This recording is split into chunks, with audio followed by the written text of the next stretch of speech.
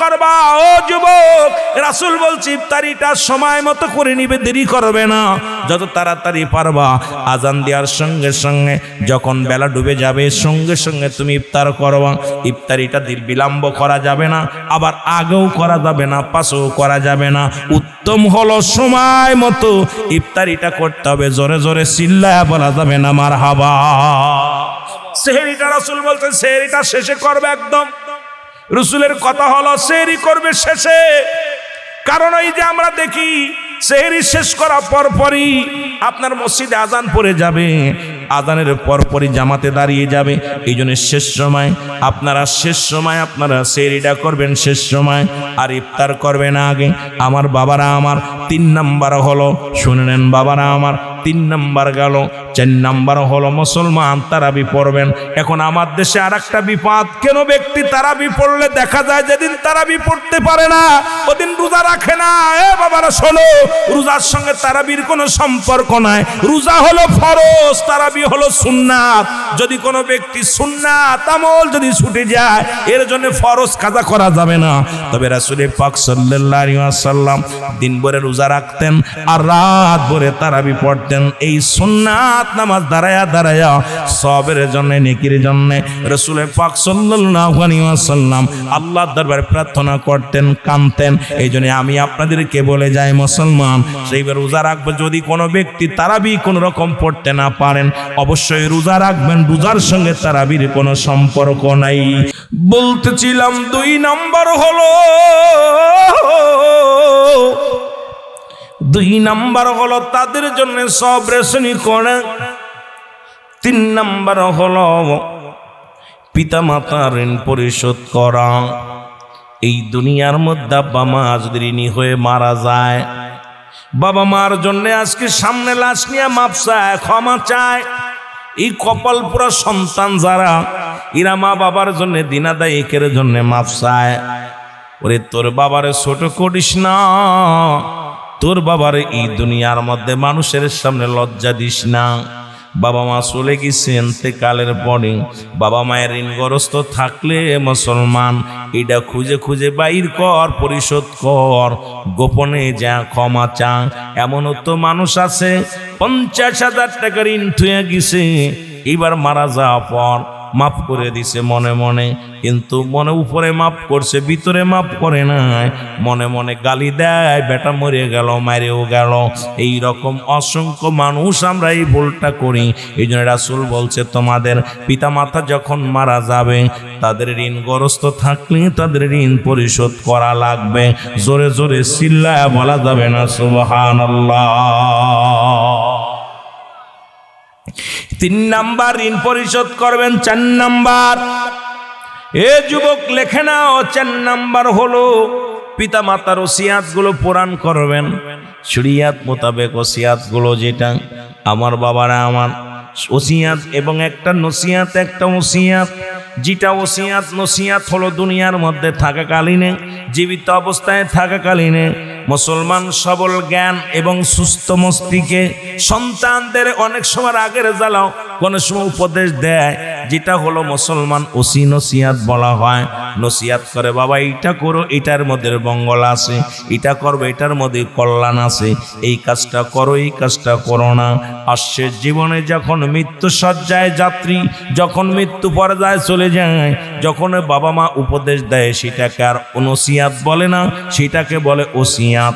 এই ওসিয়াত শরীর মুসলমান শরীয়ত মোতাবেক ওসিয়াত গুলো যেটা করে গেছে, আপনার আব্বা মা হয়তো দান ধ্যান করতে বলেছে, মানুষকে খাওয়াইতে বলেছে, ভালো কর্মকর্তা বলেছে, শরীয়ত মোতাবেক যেগুলো শরীয়তের বিধান লঙ্ঘন হবে না, শরীয়তের কোনো মুসলমান ক্ষতি হবে না, এই কাজগুলো তোমাদের পিতামাতা বলে গেছে, এটা আপনার জন্য হক হয়ে যাবে, আদায় করা আপনার জন্য ওয়াজিব হয়ে যাবে।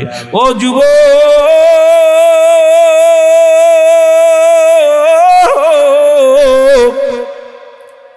আপনাদের কাছে অনুরোধ করে যাবো, এই ওসিয়াতগুলো শরীয়ত মোতাবেক তাদের পালন করতে হবে।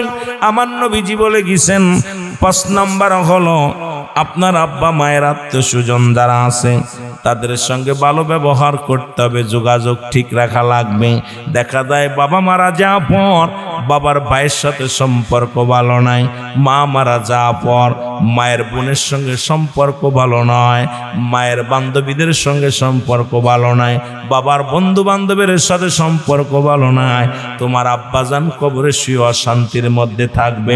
তোমার বাবারে যদি কবরে শান্তিতে রাখতে চাও, মাকে যদি শান্তিতে রাখতে চাও, এই দুনিয়ার মধ্যে যুবক ভালো করে মুখস্থ করো, লিখে নাও।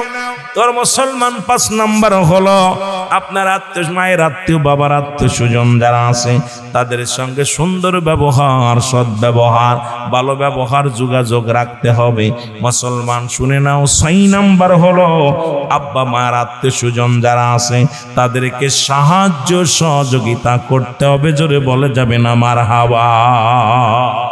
রাসূল বলছে এই জন্য 6 নাম্বার হলো তোমার বাবা মায়ের আত্মীয় স্বজন যারা আছে তাদেরকে সাহায্য সহযোগিতা করা লাগবে। জোরে বলো আল্লাহু আকবার। সাধ্য মতো আপনি যেটুকু পারেন, যতটুকু পারেন, যদি নাও পারেন মাথায় হাত বুলাইয়া দেন, যা ডাকতে বলেন আদর করে ডাক দেন ভাতিজা, আদর করে ডাক দেন ভাই, আদর করে ডাক দেন খালা আম্মা, ফুপু আম্মা। কারণ আব্বা মায়ের আত্মীয় স্বজন যারা আছে তাদের রাসূল বলছে তাদেরকে কি করতে হবে, তাদের সাহায্য সহযোগিতা করতে হবে। যদি তুমি সাহায্য সহযোগিতা করো তাহলে রব্বুল আলামিন খুশি হয়ে যাবে তোমার উপরে। কারণ তোমার বাবা মা খুশি হয়ে যাবে, ওই কবরটার ভিতরে আসানে থাকবে, সন্তান পৃথিবীর মধ্যে কামিয়াব হবে। এই জন্য আমার যুবক বন্ধুরা যারা আছো, একটা অনুরোধ করে যাব, তোমরা তোমাদের পিতা মাতার আত্মীয় স্বজনের সঙ্গে ভালো ব্যবহার করবা, সাহায্য সহযোগিতা করবা, এই সাহায্যের হাতটা বাড়ায়া দিবা যতদূর পারবা। এই যে মুসলমান মাহে রমাদান মাস আসতেছে, কিছু খুরমা কিনে দিলে, কিছু মুসলমান শুনে নাও সিরা মুড়ি কিনে দিলাম, কিছু ফলমূল কিনে দিলাম, কিছু টাকা হাদিয়া দিলাম। কারণ এই সময় আর পাবে না। আব্বা মা বেশি যদি খুশি করতে চাও, আব্বা মার উপরে তোমার আব্বা মা তোমার উপরে যদি রাজি খুশি করতে চাও, তাহলে তোমার বাবার আত্মীয় স্বজন, মায়ের আত্মীয় স্বজনের সাহায্য সহযোগিতা করো। জোরে জোরে চিল্লায়া বলা যাবে না আল্লাহু আকবার।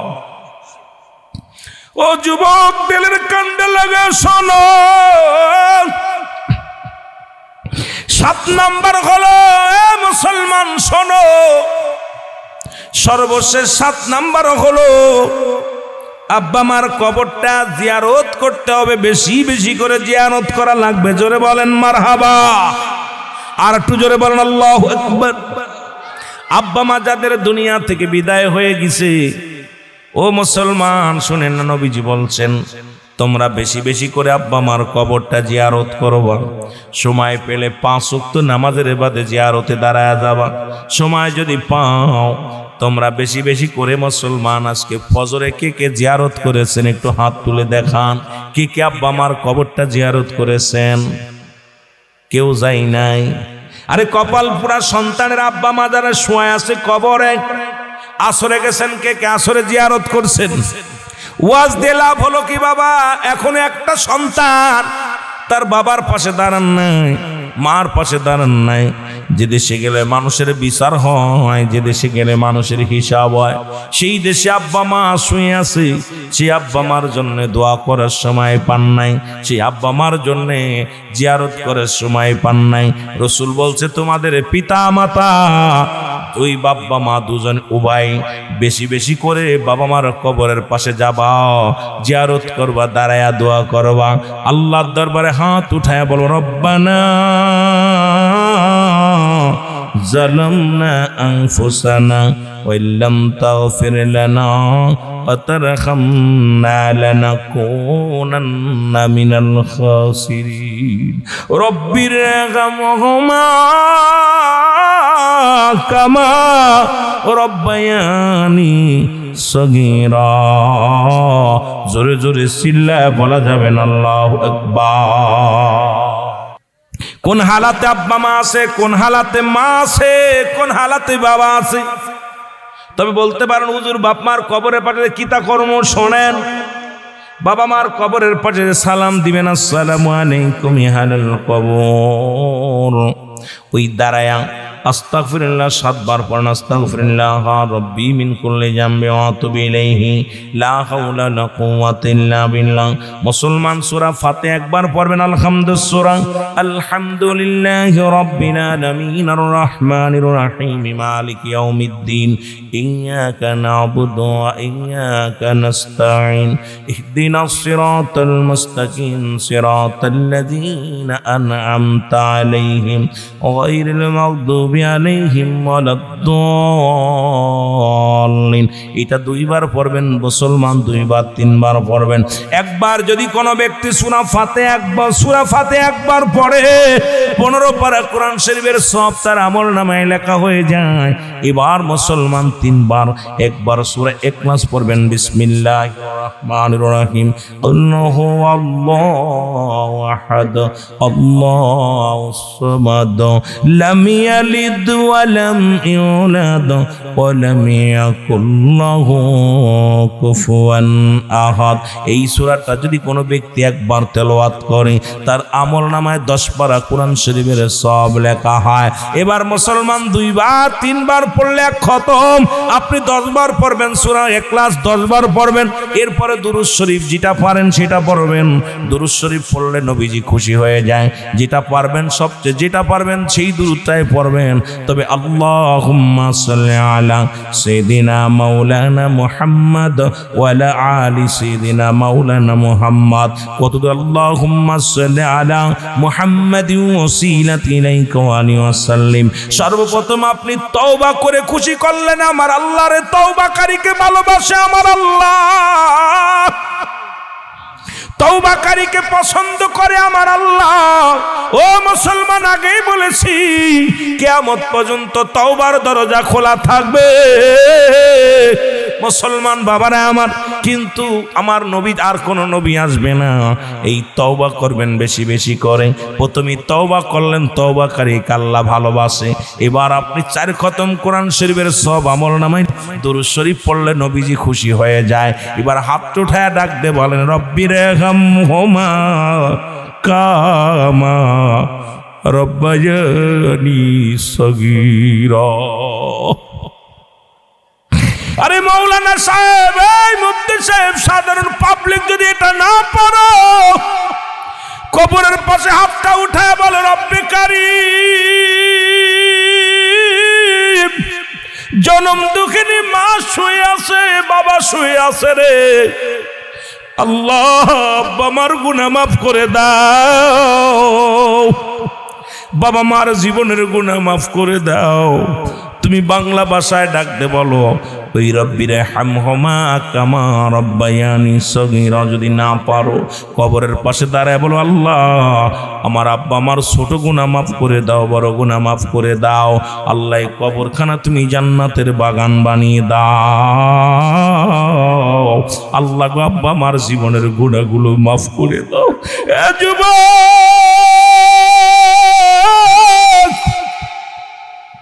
যে কতগুলো বলি, সর্বশেষ 7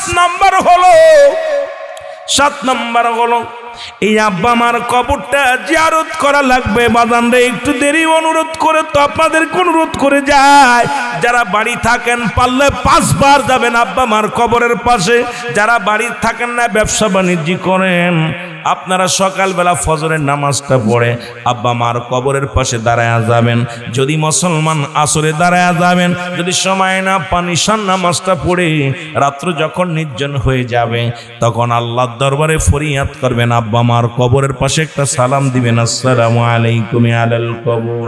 এই কবরের পাশে দাঁড়াইয়া পাক কালাম ফাতিহা শরীফ পড়ে রব্বি কারীমের দরবারে আল্লাহ বলে ডাক দিবেন। জোরে জোরে চিল্লায়া বলা যাবে না মারহাবা। এ তো গেল ইন্তেকালের পরে 7টা হক। জীবিত থাকতে 7টা হক আব্বা মার। যাদের আব্বা মা জীবিত আছে হাত দুটি তুলে দেখাও, জোরে জোরে বলো আল্লাহু আকবার। যাদের আব্বা মা জীবিত আছে তারা হাতটা উঠান। নারায়ে তাকবীর, নারায়ে রিসালাত। বড় ভাগ্যবান আপনারা যাদের আব্বা মা বেঁচে আছে রে। আমি মনে করি গুনাহ মাপের একটা সুযোগ পাইলাম। পিতামাতার নাফরমানি সন্তানের গুনাহ কোনোদিন মাফ হয় না। 3 শ্রেণী মানুষের দোয়া কবুল হয় না।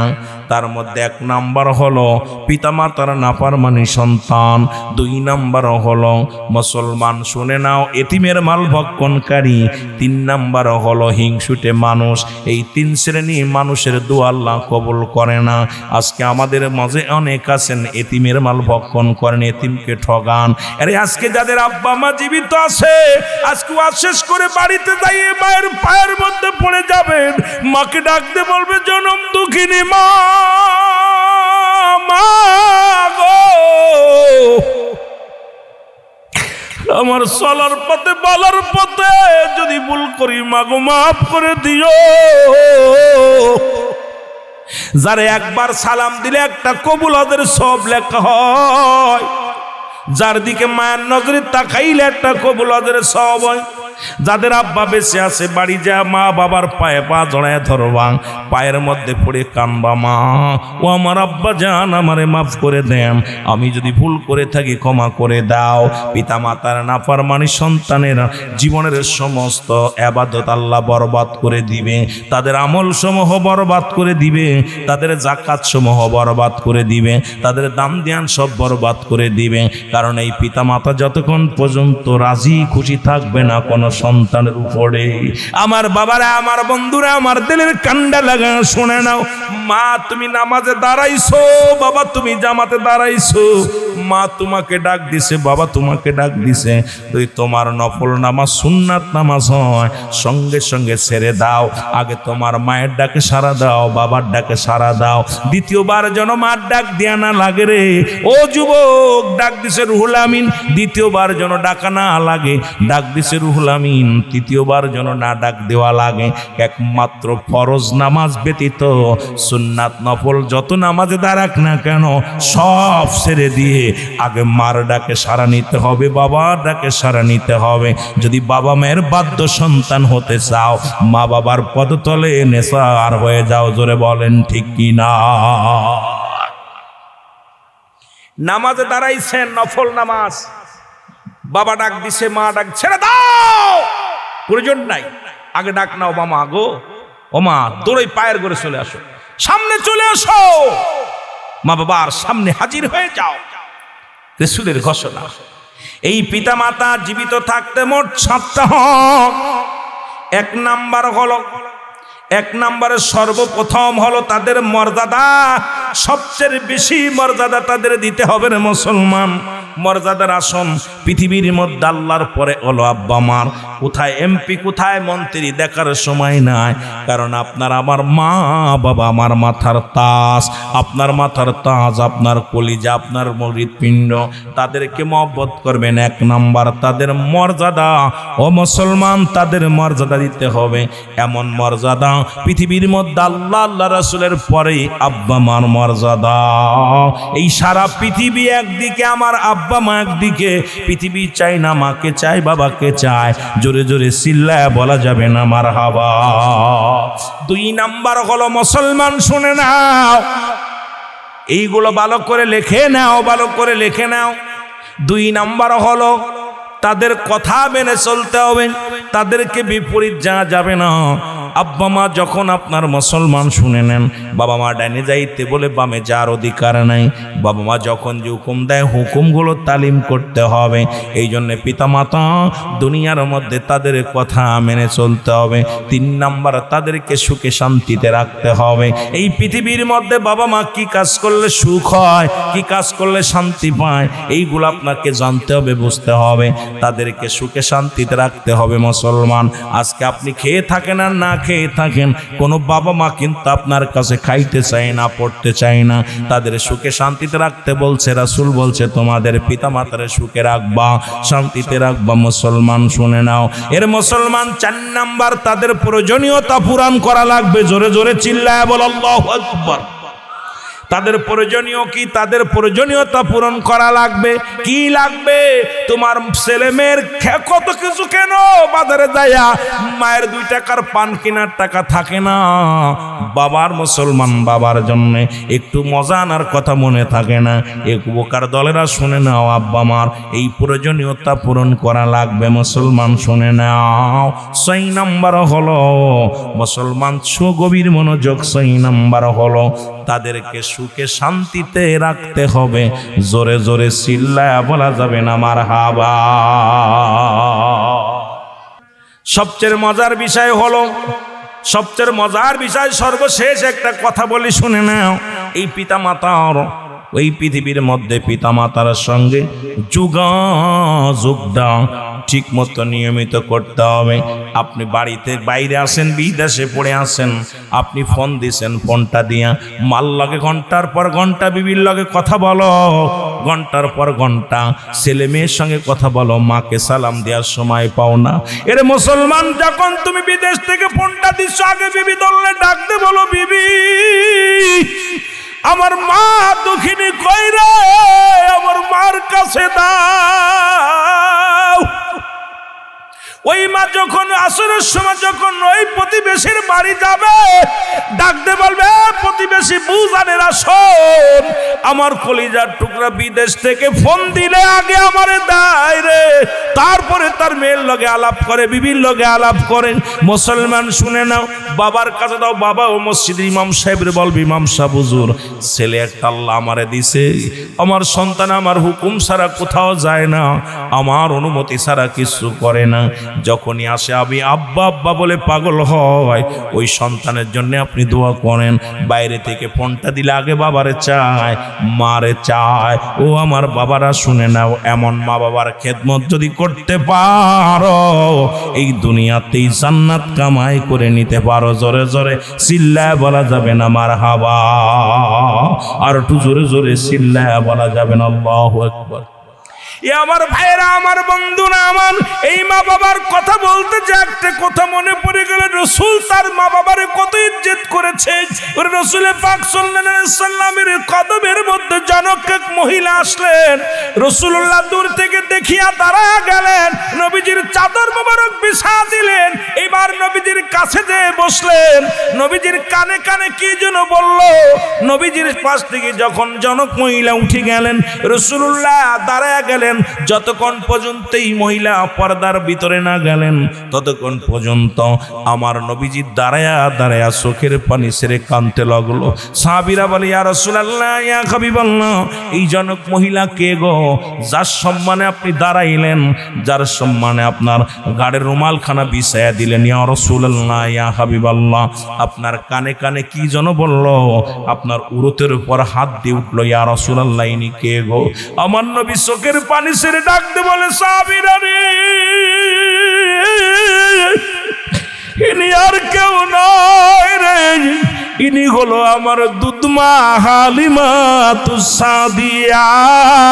আমার নবী যদি তার দুধমাকে এত সম্মান করতে পারে, আর আমরা সন্তানের মাকে পিটায় ঘর থেকে বাইর করে দিই, মার খাবার জোটে না, বাবার খাবার জোটে না।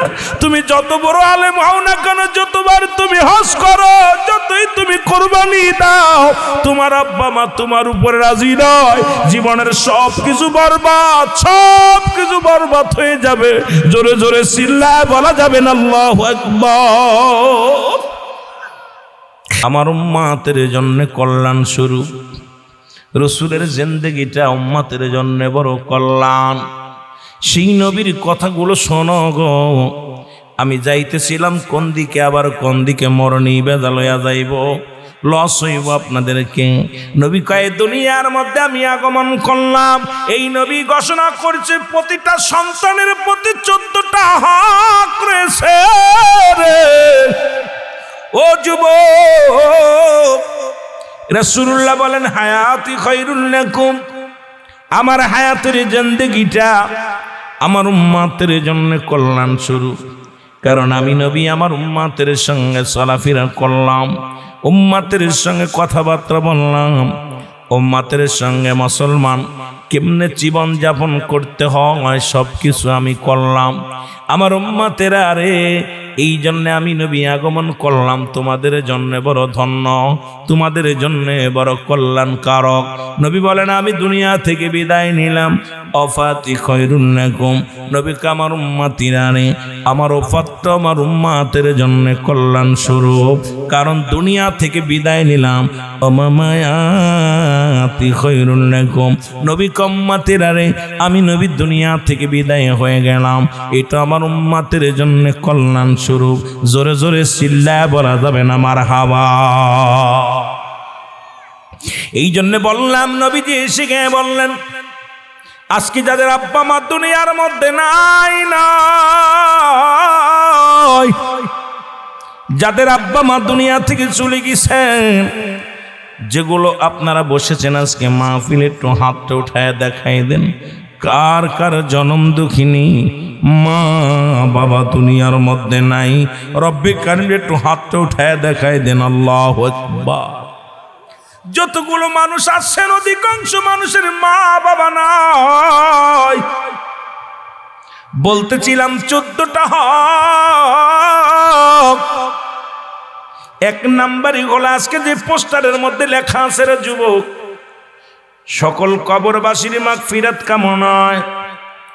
এ মুসলমান, এক নাম্বারে হলো পিতা মাতার জন্য মাগফিরাত কামনা করা লাগবে। মারহাবা বলেন। আর একটু জোরে। আব্বা মা যখন দুনিয়া থেকে বিদায় হয়ে যায়, 7টা হক ভালো করে লিখে নিবেন, কাজে লাগে। দুনিয়ার মধ্যে জীবিত থাকতে 7টা হক, মোট 14টা হক আদায় করছেন। কিরা কিরা একটু বুকে হাত দিয়ে বলতে পারবেন না? হুজুর এটা তো জানতামই না। কি কি হক? এক নাম্বারে হলো তাদের জন্য মাগফিরাত কামনা করবেন, সদা সর্বদাই বাবা মায়ের জন্য মাগফিরাত কামনা করবেন। 2 নাম্বার হলো বাবা মার জন্য সবর শ্রেণী করবেন। এই দুনিয়া থেকে যাদের আব্বা মা চলে গেছে, দুনিয়ার মাসের বিদায় হয়ে গেছে গো, আব্বা মার দুনিয়ার মধ্যে তো না, আল্লাহ তাদের ওসিলায় দুনিয়ার মধ্যে আমাকে দুনিয়ার মধ্যে আনলা গো। আজকে যাদের আব্বা নাই মা নাই, রসুল বলে সাহাবীরা রে, তোমরা কবুল হজের সব পাইতে চাও? সাহাবীরা বলে হুজুর কে বা না চায়? নবী বললেন, শোনো সাহাবীরা শোনো, তোমরা বাড়িতে যায় যারা দেখবা তোমার আব্বা মার মুখের দিকে মায়ের নজরে তাকাইবা, একবার তাকানোর সঙ্গে সঙ্গে একটা করে কবুল হজের সব তোমার আমল নামায় লেখা হবে। আব্বা মারে যে সালাম দিবা, আসসালামু আলাইকুম মা, আসসালামু আলাইকুম বাবা, তোমার আমল নামায় একটা করে কবুল হজের সব লেখা হয়ে যাবে। সাহাবীরা বলে, ইয়া রাসূলুল্লাহ, এই কাজটা যদি আমরা একাধিকবার করি? নবীজি বললেন, যতবার তুমি করবে, যতবার তোমার মায়ের মুখের দিকে তাকাইবা, যতবার তোমার বাবার মুখের দিকে তাকাইবা, একটা করে কবুল হজের সব লেখা হয়ে যাবে। জোরে বলা যাবে না মারহাবা। আব্বা মা ডাকলে মুখটা খামলিম হয়ে যায়। ও যুবক, এই দক্ষিণ গাজীপুরের যুবকেরা শোনো, দিলের কান্ডা লাগা শোনো গো। এই দুনিয়ার মধ্যে পিতা মাতা এত বড় নিয়ামত আমরা বুঝি নাই। আমার রসুল যখন বললেন সাহাবীদের চোখে পানি, সাহাবীরা কান্দে। আমার নবী বলে, সাহাবীরা রে তোমরা কেন কান্দো? বলে, ইয়া রাসূলুল্লাহ, ইয়া হাবিবাল্লাহ, আজকে কান্দি কারণ এই আমলটা যদি আগে শুনতাম। আজ 1 মাস হয়ে গেল আব্বাজান মারা গেছে, 15 দিন হয়ে গেল মা দুনিয়া থেকে বিদায় হয়ে গেছে, 1 সপ্তাহ হয়ে গেল আব্বা মা দুজনে বিদায় হয়ে গেছে। এই দুনিয়ার মধ্যে আমাদের বাবা মা নাই রে। আমার নবীজি ডাকতে বলে, সাহাবীরা রে তোমরাই বুঝিয়াছি, আরে এই দুনিয়ার মধ্যে আমি নবীর মা নাই, এই দুনিয়ার মধ্যে আমার বাবা নাই, আমার মতো এতিম কেউ নাই, আমার মতো এতিম কেউ নাই। আমার আল্লাহ ডাক দি কয়, জিবরিল তাড়াতাড়ি যা, আমার হাবিবকে যা বল, যাদের আব্বা নাই মা নাই তারা যেন আমি রব্বি কারিমের দরবারে বলে রব্বির রাহমহুমা কামা রব্বায়ানি সগীরা। আমাকে মাহফিল কর্তৃপক্ষ বলেছে একটু হুজুর আব্বা আমার কথা বলবেন, বাকিটা আলোচনা আমরা আস্তে আস্তে যাই। রসুল বলছে তোমাদের পিতামাতা যখন বুড়া হয়ে যায়, বাবা মা যখন বুড়া হয়ে যাবে, খবরদার টু শব্দ করবি না, বাবা মারে কষ্ট দিবি না। কারণ বুড়া মানুষ আর গোড়া মানুষের স্বভাব এক।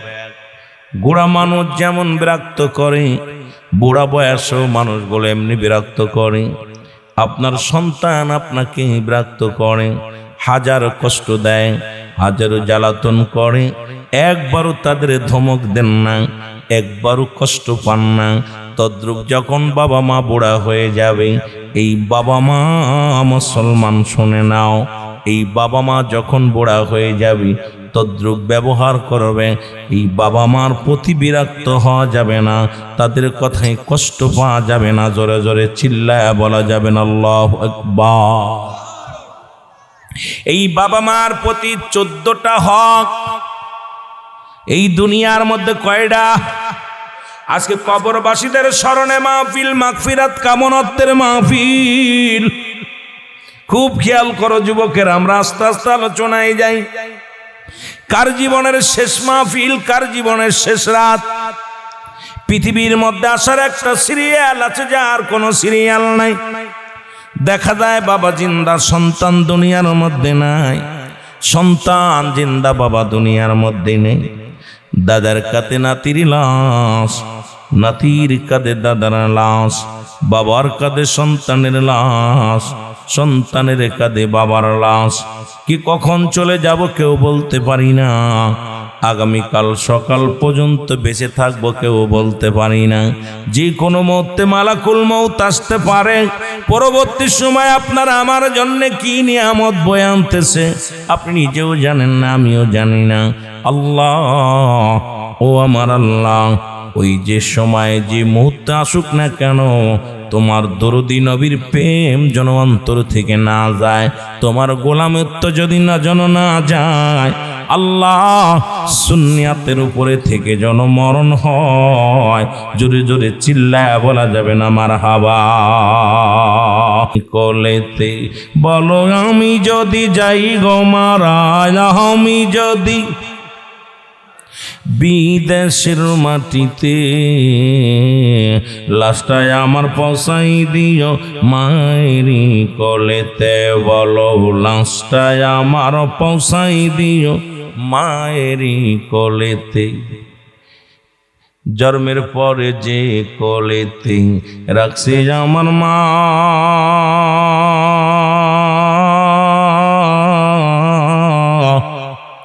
সেই দুঃখিনী মার না দেখায়া আমার দাফন দিও না, আমায় কাফন দিও না। আমার মায়ের মুখটি দেখলে পারে, মায়ের মুখটি দেখলে পারে শান্তি পাবো কবরে। লাশটায় আমার পৌঁছাই দিও মায়েরই কোলেতে। বলো লাশটায় আমার পৌঁছাই দিও মায়েরই কোলেতে। ওরে আমি যদি যাই গো মারা, আমি যদি বিদেশের মাটিতে, লাশটায় আমার পৌঁছাই দিও মায়েরই কোলেতে। বলো লাশটায় আমার পৌঁছাই দিও মায়েরই কোলেতে। এই জগতে মায়ের মতো নাই কেউ আপন।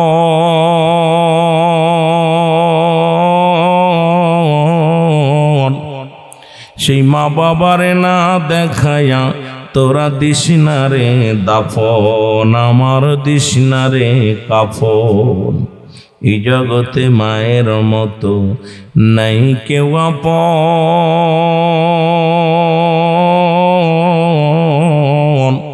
সেই মা বাবারে না দেখায়া তোরা দিস না রে দাফন, আমার দিস না রে দাফন। আমার মায়ের মুখটি দেখলে পারে, আমার মায়ের মুখটি দেখলে পারে শান্তি পাবো কবরে।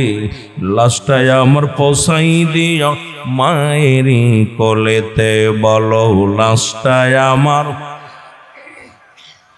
আরো জোরে জোরে বল, লাশটায় আমার পৌঁছাই দিও মায়েরই কোলেতে। ওরে আমি যদি যাই গো মারা, হায় আমি যদি যাই গো মারা বিদেশের মাটিতে, লাশটায় আমার পৌঁছাই দিও মায়েরই কোলেতে, বলো লাশটায় আমার। গ্রামবাসী রে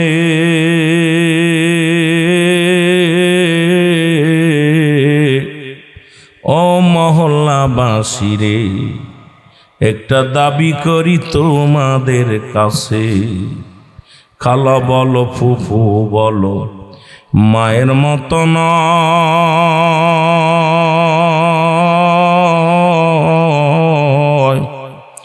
চাচা বলো খালু বলো বাবার মতো নয়, তোমার বাবার মতো নয়।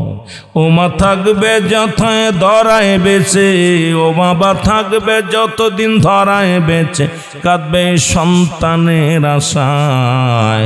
হস্ত তুলে করবে দোয়া মাফ করো আল্লাহ গো, হস্ত তুলে করবে দোয়া মাফ করো আল্লাহ।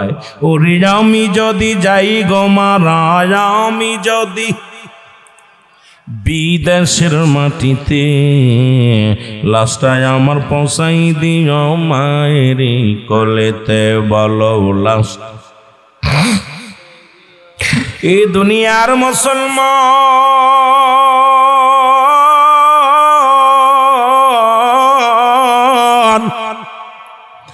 একটু মহব্বতের সঙ্গে দুরূদ শরীফ পড়েন আল্লাহুম্মা। বাবারা লোকজন কম, একটু জোরে আওয়াজ দেন, আওয়াজ দেন, আর চলে আসবে সব মহব্বতে। ওয়ালা আলি সাইয়্যিদিনা, আরো জোরে বলেন আল্লাহুম্মা।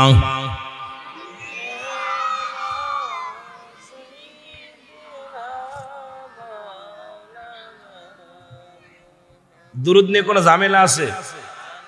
আস্তে, দুরূদ নিয়ে কোনো ঝামেলা আছে? দুরূদের বিষয়ে অসংখ্য আলোচনা আমি করেছি, যদিও আজকে আলোচনা যাব না। রাসূলুল্লাহর উপরে একবার দুরূদ পড়লে 10টা গুনাহ মাফ হয়ে যায়। রাসূলুল্লাহর উপরে একবার দুরূদ পড়লে 10টা নেকি আমলনামায় লেখা হয়। রাসূলুল্লাহর উপরে একবার দুরূদ পড়লে 10টা পুরস্কার ইয়াউমুল কিয়ামতের ময়দানে আল্লাহ দান করবে। জোরে বলেন না সুবহান। রাসূলুল্লাহর উপরে দুরূদ পড়লে আল্লাহ খুশি হয়। কে খুশি হয়? আরো জোরে বলেন কে? আল্লাহ খুশি হয়। নবীর উপরে দুরূদ পড়লে ফেরেশতারা খুশি হয়। রাসূলুল্লাহর উপরে দুরূদ পড়লে স্বয়ং নবীজি নিজেই খুশি হয়। জোরে বলেন না সুবহানাল্লাহ। এখন দুরূদের বিষয়ে যারা তাবলীগ জামাতের ভাইরা আছেন, একটা কিতাব আছে, কিতাবের নাম হলো ফাজাইলে দুরূদ। দুরূদ রাসূলের পাক সাল্লাল্লাহু আলাইহি সাল্লামের দুরূদের ফজিলাত নিয়ে সুন্দর আলোচনা করেছেন তাবলীগের ভাইরা। দেখবেন আপনাদের একটা হলো ফাজাইলে আমল, আরেকটা হলো ফাজাইলে দুরূদ। এই দুরূদের ফাজাইলে দুরূদ কিতাবটা পড়বেন, দেখবেন রাসূলের দুরূদের ফজিলাত কত পূর্ণ, রাসূলের দুরূদ পড়ে কত উপকার পেয়েছে সাহাবীরা। এমনি সাধারণ পাবলিক রাসূলের দুরূদের ফজিলাত, অন্য নবীর নয়, আমার নবীর দুরূদের ফজিলাত নিয়ে কিতাবই লিখছে তারা। অথচ আমার নবীর দুরূদ পড়তে গেলে তাদের মাজা ব্যথায়। আমার বাবারা, শুধু তাই নয়, কওমি অঙ্গনের আলেম যারা আছেন কওমি মাদ্রাসায় পড়েন, যারা কওমি, যারা সবচেয়ে দুরূদের বিরোধিতা করেন, ইনাদের কিতাবের নাম ফতোয়ায়ে মুসলমান, গভীর মনোযোগ, ফতোয়ায়ে দেওবান। এই কিতাবের মধ্যে লেখক হলো আল্লামা মুফতি শফিক আহমেদের লেখা, যিনি লিখলেন এই কিতাবের মধ্যে 2য় খণ্ড 24 নম্বর পৃষ্ঠা, রাসূলের উপরে দুরূদ ও সালাম পাঠ করা জীবনে একবার ফরজ, একাধিকবার পড়া সুন্নাত, যতবার পড়বেন মুস্তাহাব আমল। জোরে বলেন না সুবহানাল্লাহ। আর একটু জোরে বলেন। যেহেতু আমি লোকজন কম বিলে আমিও আস্তে আস্তে বাংলার কথা বলতেছি, ধীরে ধীরে যে আগাইতে চাইছিলাম, কিন্তু আপনাদের অবস্থা দেখা মনে হচ্ছে আপনারা মনে হয় রোজা আছেন। বিশেষ করে যেটা বলতেছিলাম খেয়াল করবেন। এখন আল্লাহ বলে কি দেখেন, আল্লাহ বলে ইন্নানি চিন্নাল্লাহ, আমি আল্লাহ ইউসাল্লুনা, আমি পড়েছি আলান নবী, আমার নবীর উপরে, ইয়া আইয়ুহাল্লাযীনা আমানু। এখানে দুইটা, একটা যদি বলতে ইয়া আইয়ুহান নাস, নাস শব্দের অর্থ হলো মানুষ। আল্লাহ বলছে ইমানদারেরা, বিশ্বাসীরা। এই যে আজকে দেখেন দক্ষিণ গাজীপুরের জমিনে লোকের অভাব নাই, কিন্তু জান্নাতের বাগানে সবাই আইতো না। কিন্তু আল্লাহর প্রেমিক যারা, এই জান্নাতের পাগল যারা, বোমা মেরেও তাদের ঠেকাতে পারবেন না। জোরে বলেন ঠিক কিনা? আমার ভাইয়েরা, আল্লাহ বলে ইমানদার বিশ্বাসীরা সাল্লু আলাইহি ওয়া সাল্লিমু তাসলিমা, দুরূদ ও সালাম পাঠ করা আমার নবীর উপর। কেমনে পড়ো? তাসলিমান, তাগিদ দিছে পড়ার জন্য। কেমনে পড়ো? তাজিমান, সম্মানের সঙ্গে। তাগিদ দিছে পড়ার জন্য। কারা পড়বে? ইমানদারেরা। এখন আল্লাহ হরফে নেতা দিয়ে বলছি ইয়া আইয়ুহাল্লাযীনা আমানু, হে ইমানদার বিশ্বাসীরা। একমাত্র বেঈমানদের ডাকে নাই, হাজী সাহেবের ডাকে নাই, মৌলবীরে ডাকে নাই, মুন্সির ডাকে নাই, ওহাবি খারেজি মৌলবীদের ডাকে নাই, সুন্নিদেরও ডাকে নাই, ডাকছে ইমানদার যারা। এক কথায় আমলিগ, বিএনপি, জামাত, শিবির যা বলেন না কেন, আল্লাহ এইভাবে ডাক দেন নাই। আল্লাহ ডাক দিছে ইমানদার যারা আমার নবীর দুরূদ পড়বে তারা। সুবহানাল্লাহ বলেন না? আর একটু জোরে বলেন। এখন আমার আপনাদের কাছে একটা প্রশ্ন করি ওয়াজের আগে, মনে কিছু করবেন না। যেহেতু আমরা এক দেশের গালি এক দেশের বলি, আমার বাসার লগে আপনাদের বাসা মিল হইব না। কারণ আমার মাগুরায় বাড়ি ঢাকা থেকে 300 কিলো দূরে, আর সেখান থেকে আপনাদের এখানে প্রায় 300, 600 কিলো, প্রায় 650-600 কিলোমিটার দূর। এই দূরে আমি থাকিও মাগুরাতে, সারাদিন জার্নি করেছি, সারাদিন জার্নি করে আপনাদের মাঝে এসেছি আলোচনার ময়দানে। বিশেষ করে আপনাদের কাছে আমার একটা প্রশ্ন, ভালো করে উত্তর দিবেন, জানলে উত্তর দিবেন, না লাগলে দরকার নাই। আচ্ছা, যে কাজ করলে আল্লাহ খুশি হয়, সেই কাজ করলে আমার ভাই বেজার হয়। এখন আপনার কাছে জানতে চাই, আল্লাহরে খুশি করবেন না আমার বাইরে খুশি করবেন? সত্যি তো না? বাইরে কারে খুশি করবেন? আমার ভাই চলে যায়, যাক, মাহফিল দরকার নেই। চাকরি করতে লাগে করুক, না করে যাক, বেগে যাক, না লাগলে পাকিস্তান চলে যাক, না লাগলে ইন্ডিয়া চলে যাক। কিন্তু রব্বে কারিম রে খুশি না কইরা তোমার মতো মৌলবীরে খুশি করতে রাজি নাই। জোরে বলেন ঠিক কিনা? যে কাজ করলে নবীজি খুশি হয়, সেই কাজ করলে আমি বেজার হই। এখন আমারে খুশি করবেন না নবীরে খুশি করবেন? রুহুল আমিন সিদ্দিকী, ভাগো, তোমার ওয়াজ দরকার নাই, কি ঠিক কিনা?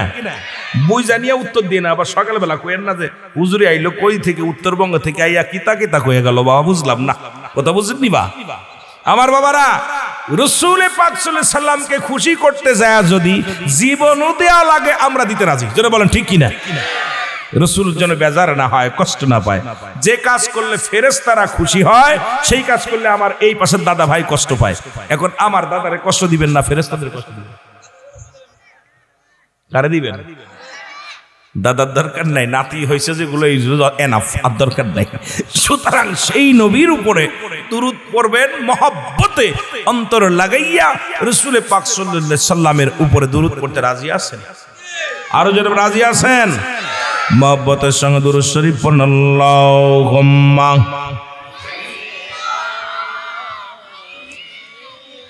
লোকজনের আলোচনার স্পিরিট বাড়ে।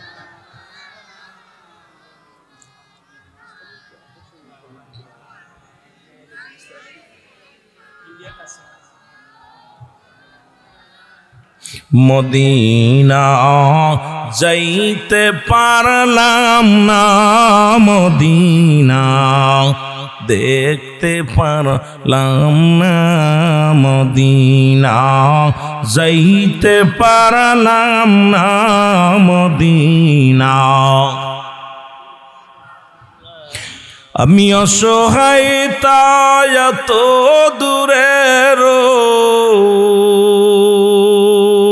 আমি অসহায় তাই এত দূরে রই, দূর থেকে সালাম জানাই, বলো দূর থেকে সালাম জানাই, মদিনা যাইতে পারলাম না, মদিনা।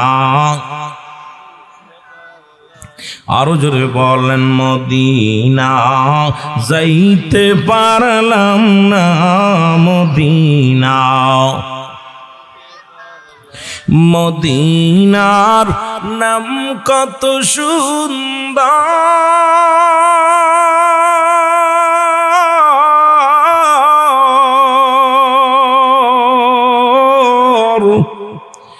মদিনা কের সে অন্তর,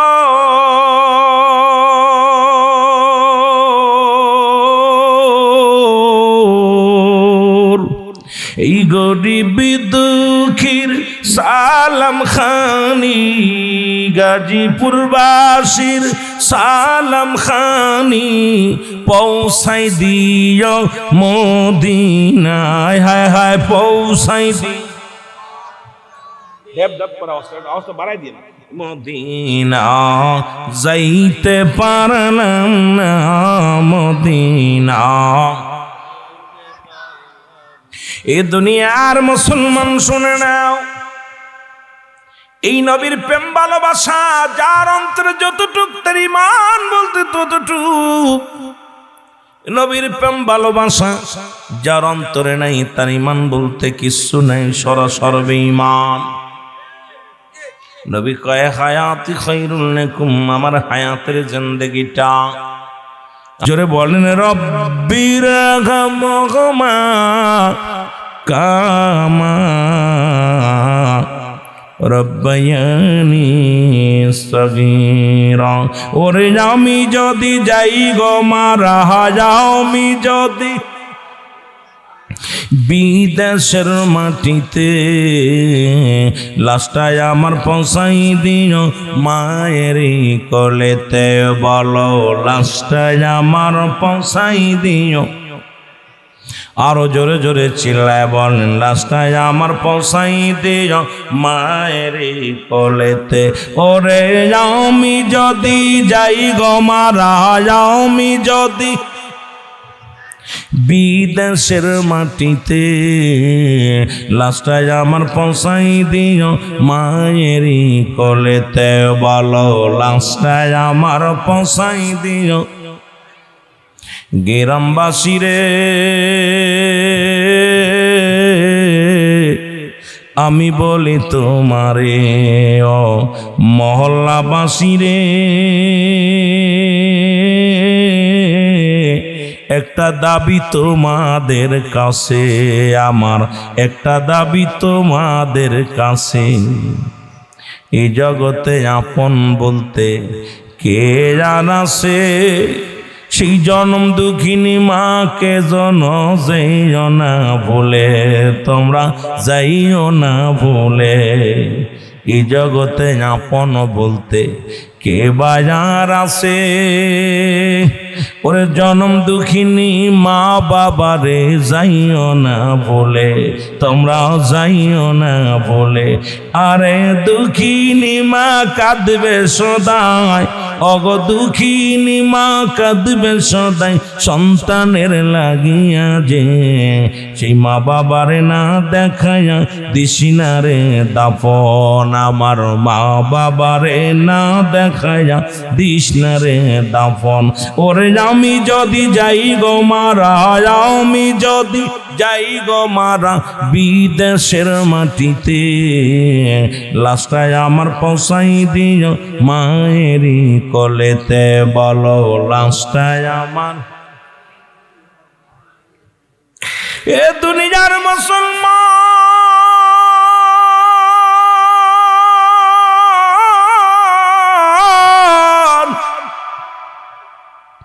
ওরে আমি যদি যাই গো মারা, আমি যদি যাই গো মারা বিদেশের মাটিতে, লাশটায় আমার পৌঁছাই দিও মায়েরই কোলেতে, বলো লাশটায় আমার পৌঁছাই দিও মায়েরই কোলেতে। ওরে আমি যদি যাই গো মারা, আমি যদি বিদেশের মাটিতে, লাশটায় আমার পৌঁছাই দিও মায়েরই কোলেতে, বলো লাশটায় আমার পৌঁছাই দিও মায়েরই কোলেতে। ও গ্রামবাসী রে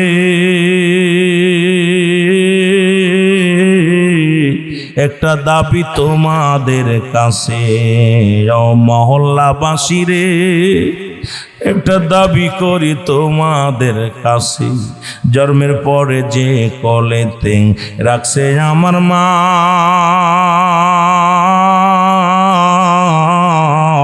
সেই মারে না দেখাইয়া আমায় দাফন দিও না, আমায় কাফন দিও না।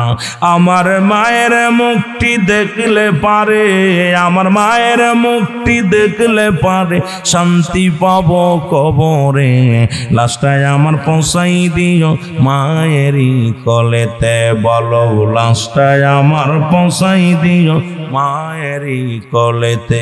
ওরে আমি যদি যাই গো মারা, আমি যদি যাই গো মারা বিদেশের মাটিতে, লাশটায় আমার পৌঁছাই দিও মায়েরই কলেতে, বলো লাশটায় আমার।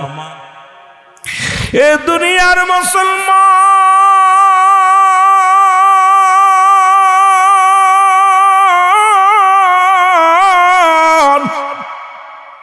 জোরে জোরে চিল্লায় বলা যাবে না মারহাবা। এর মা বাবার কথা মতো যেজন চলে না, আল্লাহ নবীজির দয়া তার পাবি না বাইরে, আল্লাহ নবীজির দয়া তার পাবি না। বলো মা বাবার কথা মতো যেজন চলে না, আল্লাহ নবীজির দয়া তার পাবি না বাইরে, আল্লাহ।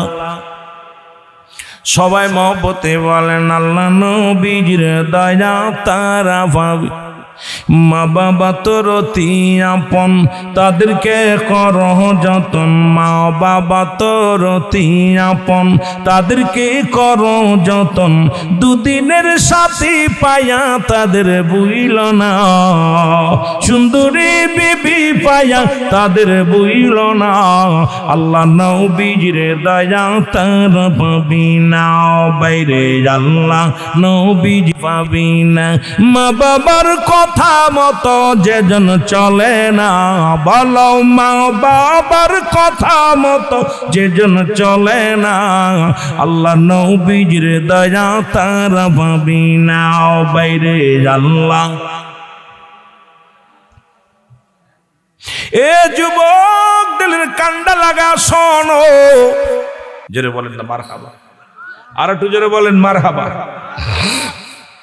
আমার ভাইরা, সে আব্বা মার কথা বলতে গেলে সারা দিন সারা রাত আলোচনা করলো, শেষ করতে পারবো না। অনুরোধ হলো আব্বা মা যাদের জীবিত আছে, দাঁত থাকতে দাঁতের মর্ম বোঝার দরকার। দাঁত আপনারা দেখছেন, আলোচনা শুনছেন যে আবু হুরায়রা রসুলের কদমে কাঁদতেছেন। রসুল বলতে আবু হুরায়রা তুমি কান্দো কেন, তুমি কান্দো কেন? বলে হুজুর মা মারছে। কে মারছে? জোরে বলেন না, কে মারছে? মা।